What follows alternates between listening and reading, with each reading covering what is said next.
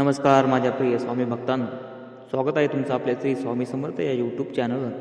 भक्तांनो, तुम्ही स्वामींची खरंच मनातून पूजा करत आहात का? तुम्ही स्वामींचे मंत्र खरंच मनातून ऐकत आहात का?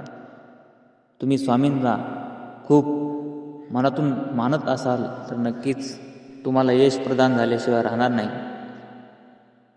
भक्तांनो, जीवनामध्ये खूप अडचणी येतात. अडचणी सर्वांच्या जीवनामध्ये येतात. प्रत्येकाच्या जीवनामध्ये खूप संकटे येतात.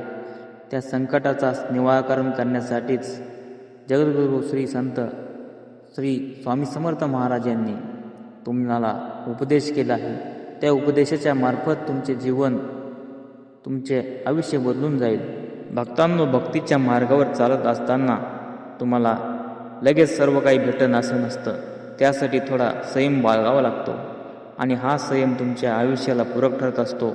तुम्हाला वाटत असेल आम्ही कितीही मंत्र ऐकतो, कितीही जप ऐकतो, हा मंत्र आम्ही वर्षापासून ऐकतो, 2 वर्षापासून ऐकतो, परंतु तुम्हाला त्याचा अजून काहीच फायदा झाला नाही. परंतु तुम्ही चुकीचा विचार करत आहात. तुम्ही स्वामी समर्थाकडे स्वार्थपणाकडे स्वार्थी मनाने जात आहात. त्यामुळे तुम्हाला काहीच मिळत नाही. तुम्ही मंत्र फक्त अर्धावट ऐकता आणि सोडून देता. मंत्र शेवटपर्यंत जर ऐकत राहिले तर त्याचं यश तुम्हाला नक्कीच मिळणार आहे.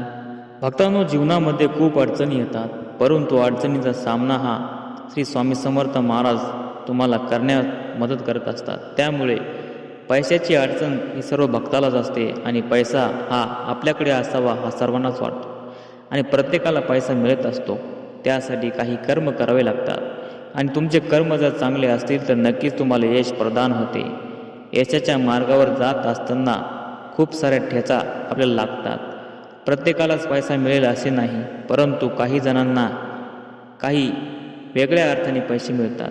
काहीला मंत्रतंत्राने पैसे मिळतात, काहीला करोडची संपत्ती मिळते, काही गरीब म्हणून जीवन जगतात तर काही श्रीमंत म्हणून जीवन जगतात. तुम्हालाही जर श्रीमंतीमध्ये जीवन जगायचं असेल तर हा स्वामी समर्थांचा मंत्र नक्कीच प्रभावी ठरणार आहे. आणि हा मंत्र तुम्हाला फक्त 2 मिनिट ऐकायचा आहे. हा मंत्र 2 मिनिट ऐकल्याने तुमचे आयुष्य बदलून जाईल.